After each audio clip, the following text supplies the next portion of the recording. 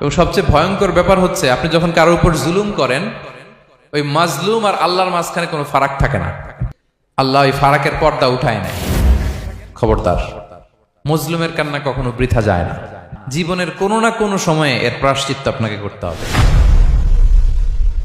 জীবনের কোনো না কোনো সময়ে এর প্রায়শ্চিত্ত করে আপনাকে মরতে হবে।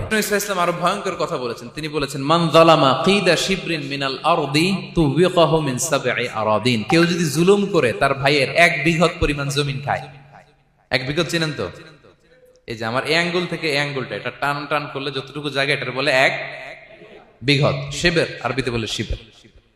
হ্যাঁ, মান যালামা কিদা শিবর। বিষ্ণু বলেন এই 1 শিবর, 1 বিঘত জমি যদি কেউ অন্যায়ভাবে জুলুম করে তার ভাইয়ের কাছ থেকে খায়, কিয়ামতের দিন তুবিকা আলাইহি সাবউ আরাদিন, এই 7 জমিনকে আল্লাহ তাআলা তার ঘাড়ে চাপাবে। খা এবার, খা।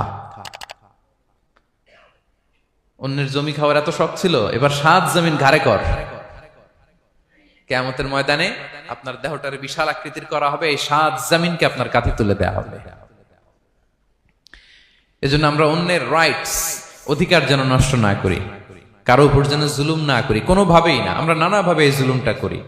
আমরা প্রায় দাদার সম্পত্তি থেকে ফুফুদেরকে বঞ্চিত করি, বাবার সম্পদ থেকে বোনদেরকে বঞ্চিত করি।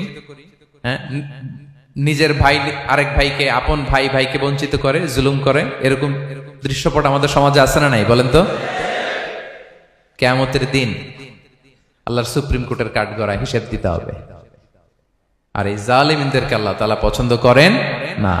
এবং সবচেয়ে ভয়ঙ্কর ব্যাপার হচ্ছে আপনি যখন কারোর উপর জুলুম করেন, ওই মাজলুম আর আল্লাহর মাঝখানে কোনো ফারাক থাকে না। আল্লাহ ওই ফারাকের পর্দা উঠায় নেয়।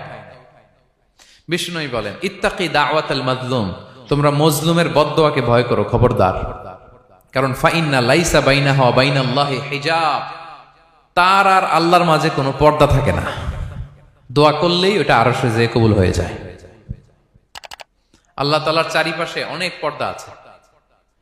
কেউ কেউ বলে 70,000 নূরের পর্দা। 70,000টা সহিহ হাদিস দ্বারা সাব্যস্ত না, কিন্তু অসংখ্য অগণিত পর্দা, এবং পর্দাও এটা নূরের পর্দা। আচ্ছা বলেন তো, জানলা দিয়ে বাইরের আলো ঠেকাতে আমরা দেয়ালে জানালায় কি লাগাই? পর্দা লাগাই। পর্দাটা কিসের তৈরি? মোটা কাপড়ের, যাতে করে ওই আলো না আসে।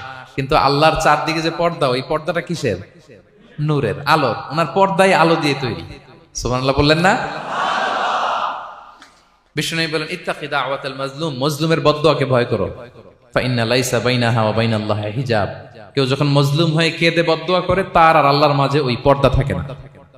বদদোয়া করছে, ডাইরেক্ট কবুল। খবরদার আমার পেনাঙ্গের ভাইয়েরা, আমরা যেন জালিম না হই। In it's any form, operation in it's any form, যেই কোনো ভাবে, যেই কোনো ক্ষেত্রে, যেই কোনো ধরনের হইতে পারে জুলুম। কাউকে আপনি ছোট্ট কোনো কাজে ঠকালেন, বন্টন নীতিতে ঠকালেন, হ্যাঁ, জমি মেরে দিয়ে ঠকালেন, আমানত মেরে দিয়ে ঠকালেন, ইন ইটস এনি ফর্ম যদি জুলুম করে থাকেন, খবরদার, মজলুমের কান্না কখনো বৃথা যায় না। মজলুমের কান্না কখনো বৃথা যায় না। জীবনের কোনো না কোনো সময়ে এর প্রায়শ্চিত্ত আপনাকে করতে হবে। জীবনের কোনো না কোনো সময়ে এর প্রায়শ্চিত্ত করে আপনাকে মরতে হবে। তাহলে কোন বিশ্বাসী কি জালিম হতে পারে? কারণ ইন্নাল্লাহা লা ইউহিব্বুল যালিমিন, আল্লাহ তাআলা জালিমদেরকে পছন্দ করেন না।